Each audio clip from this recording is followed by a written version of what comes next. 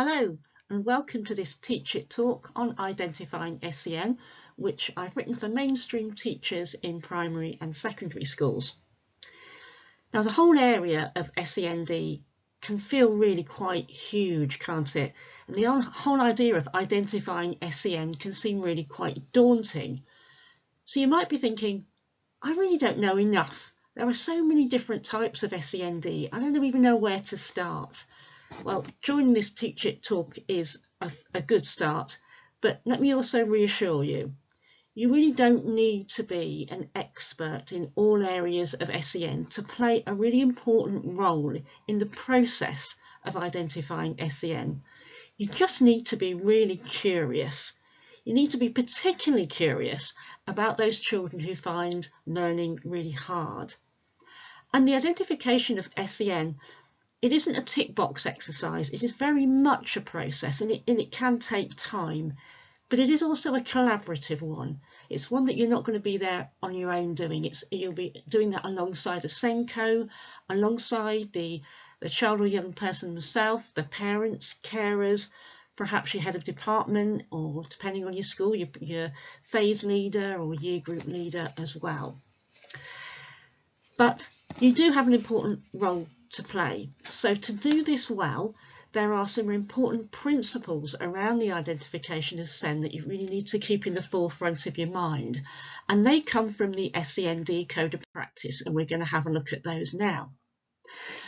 So quite reassuringly, the first one is that says that the identification of SEN is built into the overall approach to the monitoring, progress and development of all pupils. So essentially it's saying you're already doing some of this already.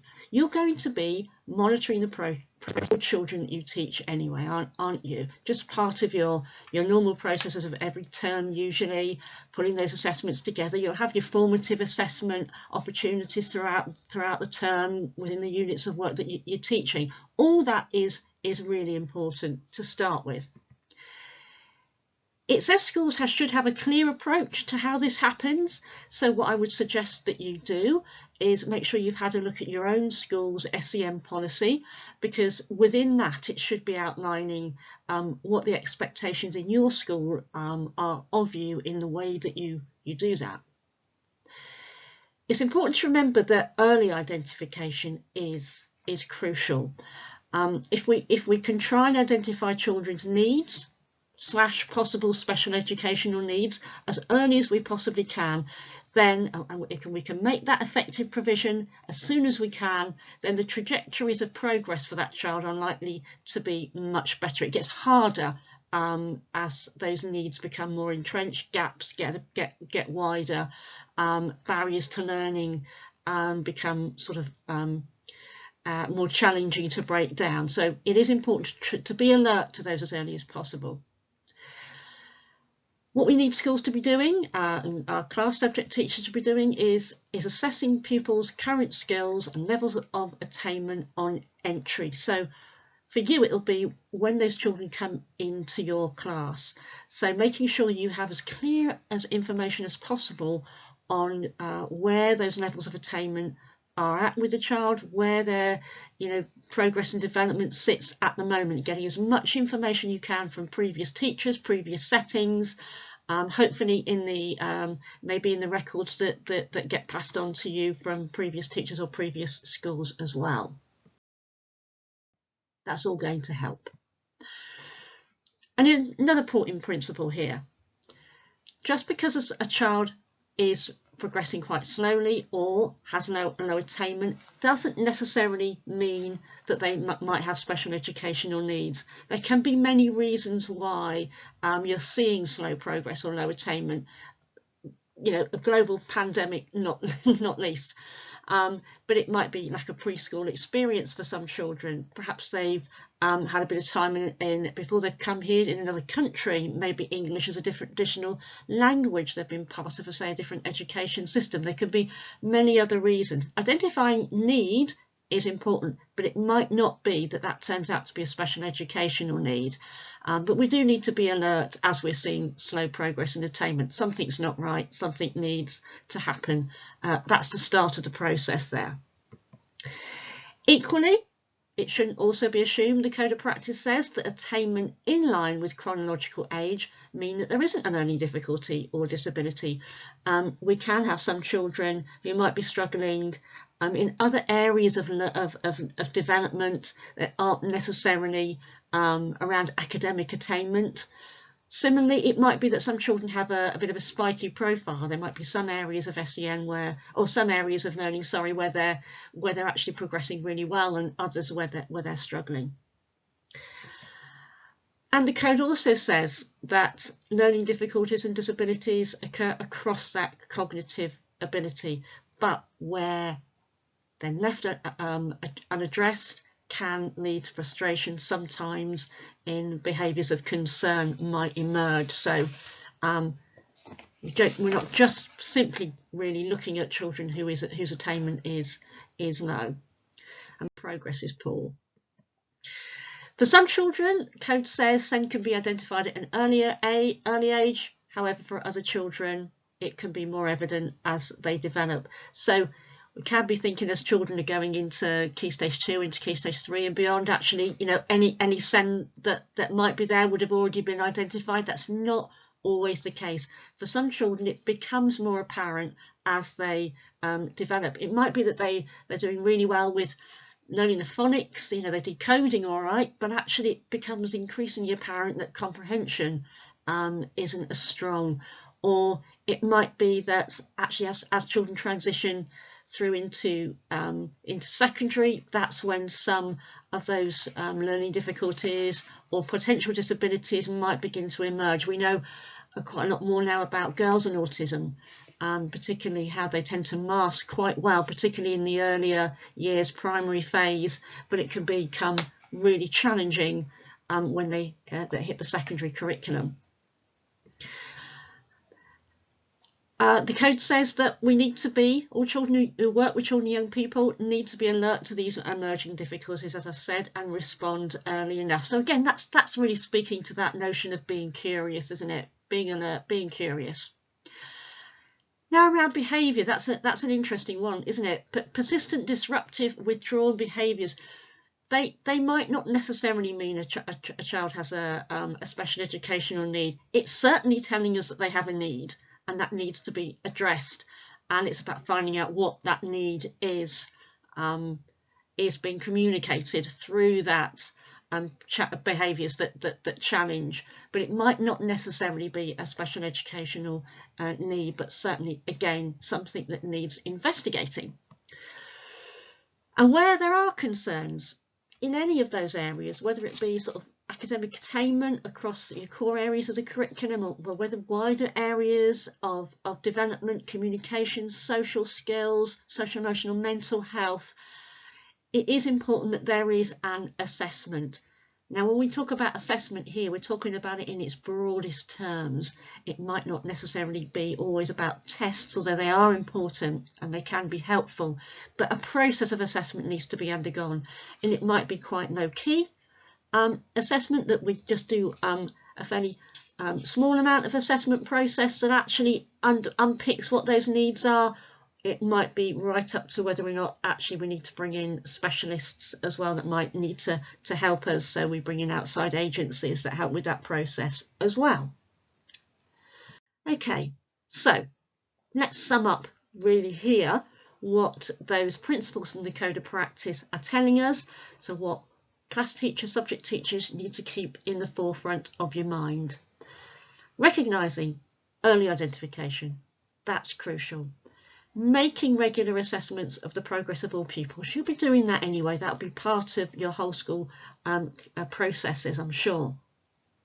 You're looking out for those children and making less than expected progress given their age, and as it talks about here, individual circumstances that we mentioned a little bit earlier on. You're almost certainly talking about that within your pupil progress meetings and your department meetings as well.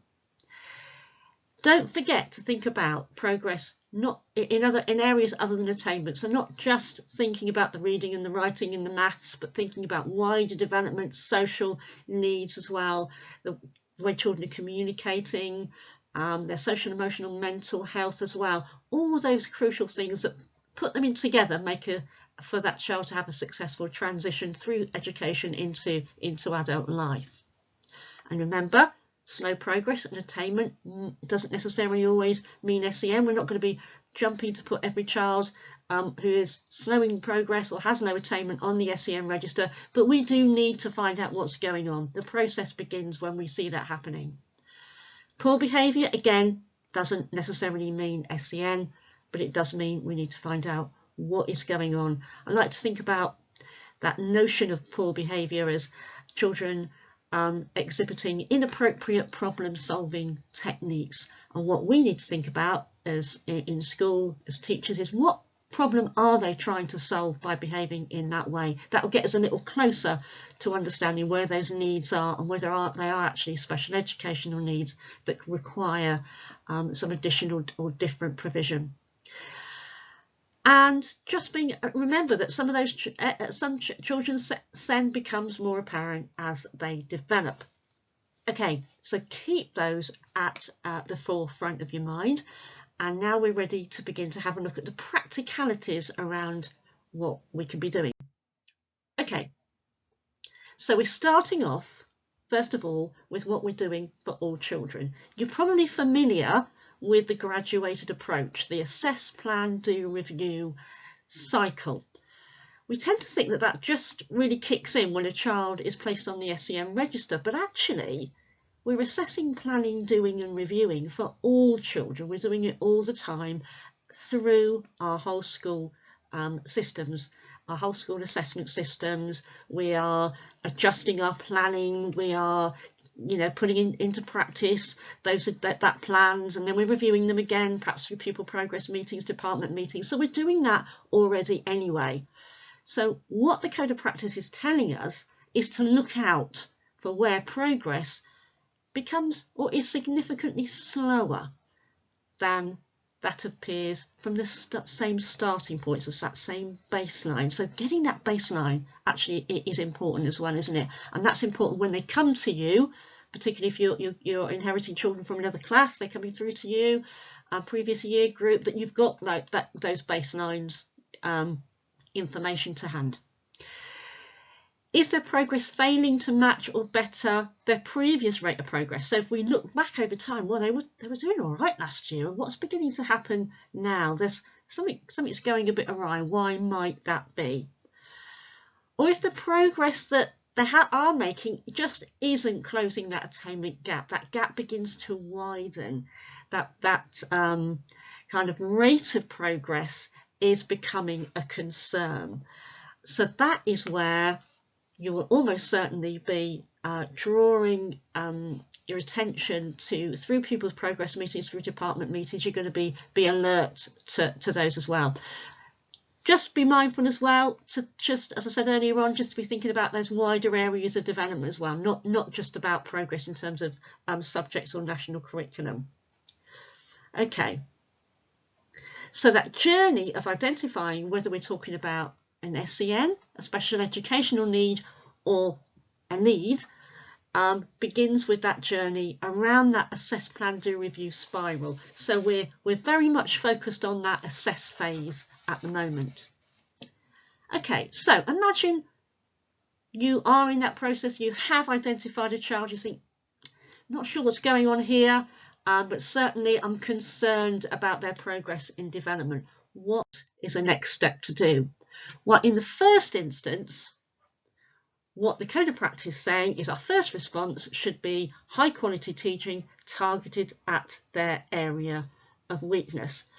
Now, we're not going to know at this point what that response should be unless we are as clear as we possibly can be about what is that area of weakness.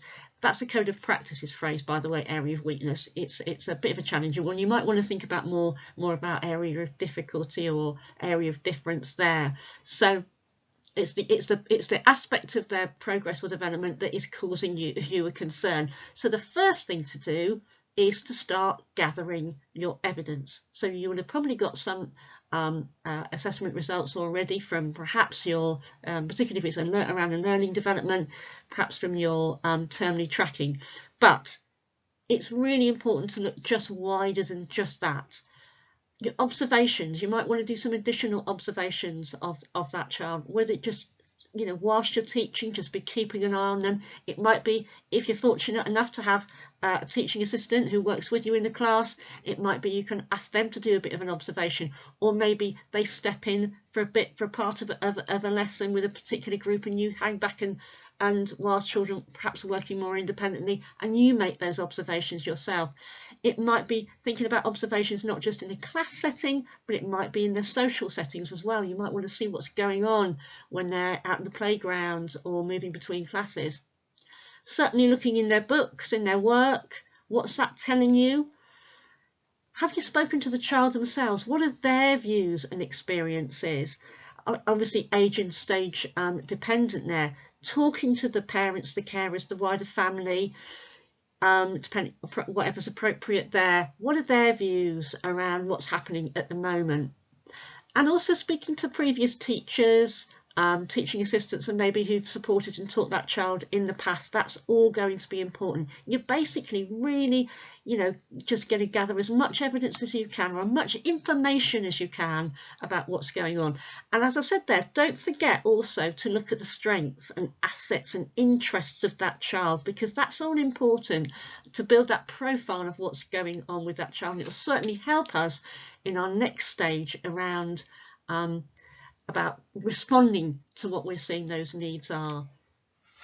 Okay, so it might be that a good idea is to get the magnifying glass really close up to that child. So we're going to stick with, you know, putting that magnifying glass a little bit closer, and think about, you might want to think now about a particular child you might have in your class that you're concerned about. And you might want to do this activity now, just on a bit of paper, as I'm talking through. So the first thing I want you to think about really is, what are you seeing that is concerning you?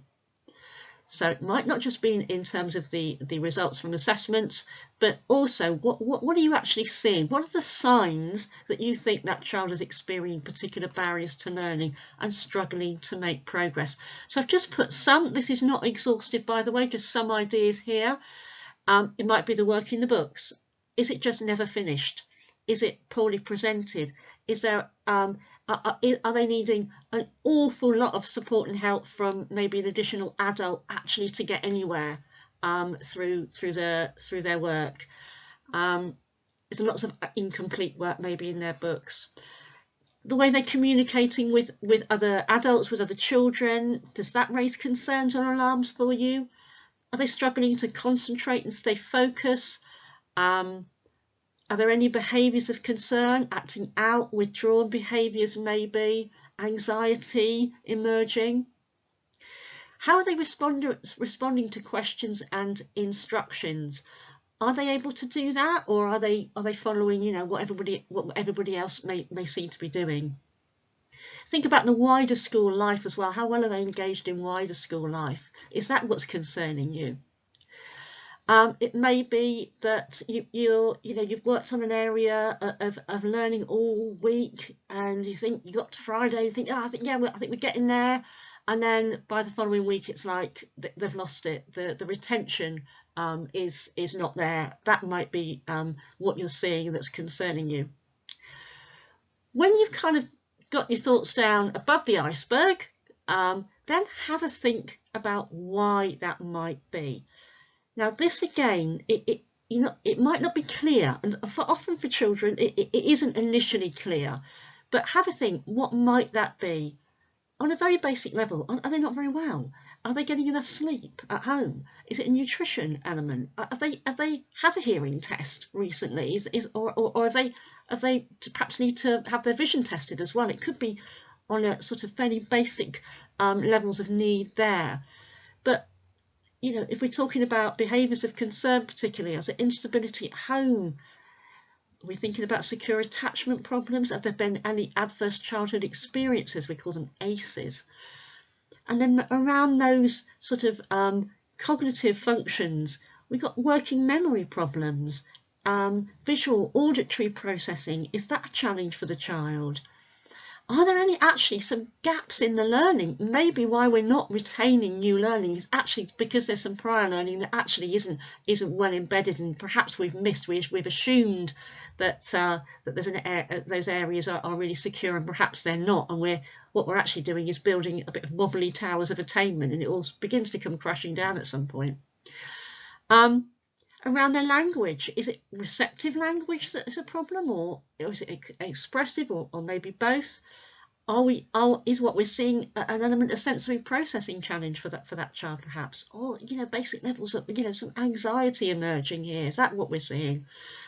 So begin essentially to be curious. Okay, we're not diagnosing disabilities here or anything like that at the moment, but we're being curious about what we are seeing. And that's why sometimes this sort of activity can be quite useful to do. Not necessarily on your own, it might be useful to do that with a SENCO, somebody else who works with the child as well. Particularly if you're in a secondary school, it might be you can get together with other subject teachers as well and just find out what might be happening. So then what are we doing? We've gathered this level of information. What do we need to do now? Well, you see, this is a familiar slide to what I've had before, but I've added a bit on. Okay, so you've gathered that evidence, you've been curious, you've done your formative assessments in class, you've done some observations, you've talked to the child, the parents, you've looked in the books, you've looked at what's going on. Now maybe you're formulating a bit of a theory as to where are those main areas of difficulty for that child, or weakness as it says here. And this is the point where you're putting in extra support into place. And that, at this point, is going on to that plan and do part of assess, plan, do review. It's about adjusting your high quality teaching, your quality first teaching. So you're adapting it in the light of what you've now investigated, what you've now thinking might be the problem now. And it might also be that it's important not just to adjust your high quality teaching, but maybe what that child needs is actually a teaching attention, or perhaps a short-term additional intervention focused on where that area of difficulty is. Okay, so at the moment, we're not placing a child on the SEN register, we've just been really curious about what's going on with their progress and development at the moment, and we've done an investigation, for example, as I've laid out there, and now you're making some adjustments to see, is that good? Does that make the difference? You put that into place, and then you monitor the response. And essentially, that's going back to perhaps some reassessment, some re-observations, looking back in the books again, going back to the child. Has that made a difference? You're feeling more confident? Is learning more secure? Actually, in diving under that iceberg, have we actually begun to really identify what those difficulties are? And actually, we're beginning to address them now, and we're getting a bit of success now, and that's great. Ideally, that is what will be great to see. And it might be you go round that spiral of assess, plan, do, review again. You might rethink a little bit more about what's going on, and perhaps make some more adjustments, but you're seeing progress, so that's all good. However, it might be that through that process of gathering evidence, actually you've got some more questions. You might be beginning to think, I think there's something else going on here. There might be some more specific needs in the area of, and we've got the 4 broad areas of need there that you hopefully will be familiar with. What we might want to do is get the magnifying glass even closer up. And it might be that you need a conversation with the SENCO in this area, depends on what the protocols are in your school here. But the bit that we've done, you can see there in the blue under formative assessment, is what you're probably going to have done already. But the bit underneath in green, those green examples are about getting even closer up. So it'd be really useful to perhaps have a look at some more individualised assessments, so we can get standardised assessments around reading, around spelling, for example, sometimes even in some aspects of maths. There might be some more criterion reference assessments and checklists that might be helpful to look at. Perhaps you've probably got ones around phonics and high frequency words and things like that. There's might be some others you're looking at in sort of more for small steps progress around some areas of mathematics. It might be useful to draw on some profiling tools around certain areas of social, emotional, mental health, maybe around speech and language, expressive, receptive, social functional use of language, speech sound articulation, that actually doing that sensory processing as well. It might enlighten us to what might be going on underneath that iceberg, what might be some of those needs that we need to address. Some schools have screening assessments as well for things like, particularly things like dyslexia and possibly dyscalculia. They might be useful to bring into the equation as well. But ultimately, it's important for those all those assessments to be as formative as possible. I love there's a quote from two researchers called Edwards and Beaton, and they say that formative assessment is a vital prerequisite to putting quality into quality first teaching. And I think that's really useful in getting us to really think about that, going on to making those adjustments for our high quality teaching. Going on to that plan, step of assess, plan, do, review is only as good as the assessment process that we've done in the first place. So I think that's useful to think about. Okay, so there's a lot of time there we've talked about, a lot of detail around that assess part of assess, plan, do, review. When you're looking and thinking that progress and development isn't where you want it to be, you're going through that process, you've gone through that process, gathered all the information you can, you've made some adjustments to your high quality teaching, you might have refined some more assessments after that as well. And then if you're still concerned that progress isn't where it needs to be, that actually you think, no, we're going to need some more long-term support and help here to actually really make a difference to the trajectory of progress that we want for this child, that's the time to bring your views to the attention of the SENCO if you've not already done that. So at this point, arrange a meeting with your SENCO, bring along all that information that you have gathered, including what have you tried, what have you found out, what have you tried, what's worked, because hopefully there'll be some things that have worked, and maybe what's not. What are still your questions and your concerns, those sort of grey areas under the iceberg that you think, I haven't a diddly squat idea what's going on here, and this is where it's important to come together and sort of bring all that information to a place where you can begin to decide collectively, along with the SENCO and perhaps other key leaders in the school, whether or not we're talking about a special educational need here. It might be that your school has a performer or some sort of a document that would be useful to sort of pull all that information together in one place. Some schools have what they call an initial concerns checklist or a cause for concern document. So just check whether or not that is what your SENCO is requiring from you, so you can pull out all that information into that point. Okay. So with that in place, you'll be in a really good position, along with the SENCO, to begin to think, actually, are we talking about a special educational need here? And this is where it's useful to go back again to the code of practice and actually look at the definition of what special educational need means. So this is it, and I'm just going to talk you through it now. So in the light of all the information that you've gathered, you'll be thinking, have they got a special educational need? And this is what the process of thinking that you're going to be going through. The code says a child or young person has an SEN if they have a learning difficulty or disability. So let's just pick out learning difficulty first of all.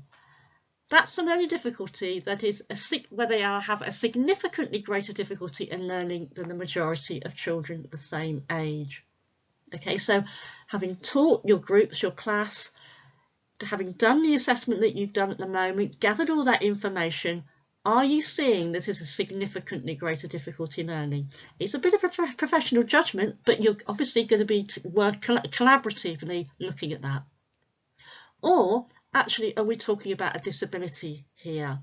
And it may be that's already, there's been a diagnosis, or actually we're potentially on the road to a diagnosis here, perhaps of maybe autism or ADHD or dyslexia, etc. And then really that's very much in the Senko's hands to move that process forward in close collaboration with the parents and carers and the child or young person themselves. But not every child with a disability, of course, needs to be on the SEN register or has a special educational need in that sense. It's really about whether that disability is preventing or hindering them making good use of educational facilities of a kind that we put in place for others of the same age. So hopefully you've got all those reasonable adjustments in place as part of normal ways of working, of normal practice. However, it might be that that disability or that learning difficulty calls for special educational provision to be made for that child. What do we mean by special? What makes that educational provision special? Because you've already been doing educational provision. You've already been doing a lot of that, haven't you, anyway? But what makes it special? Well, under the code's definition, it is provision that is additional to or different from what you've put in place for children and young people of that same age already. So it's above and beyond your inclusive quality first teaching, because you've done all that, you've made those adjustments, perhaps you put some short-term teaching attention at those areas of difficulty, and you're recognising that isn't going to be enough to improve those trajectories of progress. That gap's going to continue to widen. Those needs are going to become more entrenched. We need something above and beyond that, i.e. additional to or different to make the difference. And so that is the crucial element really in deciding whether we're talking about a special educational need. Do they need that additional or different provision? So having gone through that assess, plan, do, review process perhaps a few times yourself, as part of what you do for all children, but also bringing that magnifying glass a bit closer up, doing some curious investigation yourself, diving below the iceberg, having a better observation of that child, maybe doing perhaps some more formative assessments, perhaps alongside the Senko as well, supporting you in doing that. That will enable you to be able to see that as clearly as possible. Okay, so if we are seeing that additional different provision is needed, then almost certainly that the child will be on the SEN register. Obviously, again, it's important to make sure that conversation is had with parents and carers, and age and stage appropriate with the child or young person themselves as well. They should be really involved in that process. This shouldn't come as a surprise to the family. You want to be making sure, we all want to be making sure that we're involving our parents and carers and families in their child's education right from the start. So hopefully that will be a conversation where everybody's sort of singing from the same hymn sheet, hopefully. I've pulled up here for you the broad areas of need that come from the code of practice, and also the categories of need that come from the school census, because sometimes it's a bit of a confusion between the two. So where there has been a collective decision to place a child on the SEN register because they need that additional different provision, then usually what will happen is you'll be making a decision as to what sort of area of need we're talking about here. So for purposes of pupil census, we need to be talking about a category of need. So and they sit under the four broad areas of need. So just in case you're not aware as teachers what these are, so we have MLD, which is moderate learning difficulties. That's generally speaking where we've got children who have a generally a low cognitive ability right across those all areas of learning.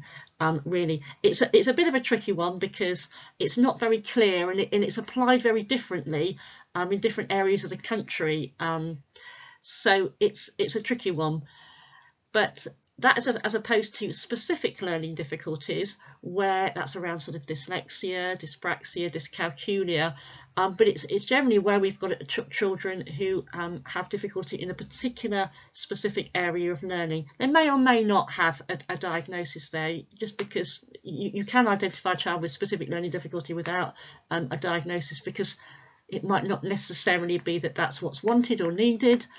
But we can still identify that there is a specific difficulty there. SLD is severe learning difficulty, and PMLD is profound multiple learning difficulty. And normally, children with SLD or PMLD will be within our special schools. Having said that, not always. We do have some children with SLD sometimes in mainstream schools as well, particularly if that's where the parents wish their child to be educated. SEMH is social, emotional, and mental health. There's so many sort of different. It's such a broad area, isn't it? SEMH, but under there we might be thinking about things like attachment disorder, might be anxiety. According to the Code of Practice, ADHD or ADD is under that area as well.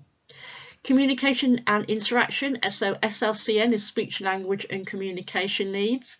So they may be where you've identified a child as having particular needs around that area of communication and speech. So it could be receptive, expressive language, social functional use of language, or speech, sound, articulation. Those sort of broad areas. It's a big area of need there. ASD, autism spectrum disorder, or ASC, as it is also called now, autism spectrum condition. And then under sensory physical, PD, physical development, HIVI is hearing impairment, visual impairment, MSI is multisensory impairment. That's where children both have a visual impairment and a hearing impairment as well. So they, what we might also be seeing is, and having done that work that you've done, diving under the iceberg of that child's need, you think, well, actually they've got more than one of the areas of need, and often children do, and of course they change as well. So along with the sensors, we can identify primary and secondary area of need, but these are really for the purposes of profiles and strategically keeping an eye on the profile of needs across our school. What we must be really careful to do is not get sidetracked by these labels, because of course that those labels can in fact hide the child in a sense, and as you would have all heard many times that phrase, if you met one child with autism, you've met one child with autism. Everybody is very different, and it's really important to gain that profile of those child's needs, because they won't sit neatly within one or other area, and they look, that profile of strengths and needs will look different for each child, and that's what's important to be curious about, to get to know, to become as expert as you can in that child's particular profile of strengths and needs, which are all unique. Okay, so I will just finish here with suggesting to you that if you want to look a little bit further into particular areas of need, these are pretty good organisations. It's not exhaustive. There are others too to have a look at, to perhaps begin to understand a little bit more about any particular areas of SEN.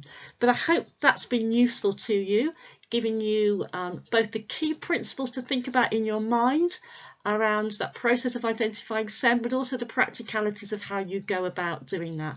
And just to reassure you, above and beyond, it's about being curious about those children that you teach who find learning and who are as really challenging, and really trying to investigate what's going on there. And remember, you're not doing it alone, you're doing it collaboratively, And also, if it needs to be with specialists outside the schools that can come and help you, do that as well. Get that magnifying glass close up to that child, because the next bit after identifying SEN is around the planning and the doing, putting that in place and reviewing the impact of that. And that's important. As we keep going around that spiral, you'll keep being able to get a little bit more informed, understanding what's going on with that child, what that profile of strengths and needs are, and how they are changing and developing as they do that collaboratively along with the parents, carers and the child and young person themselves as well. Hope that's helpful, and best of luck.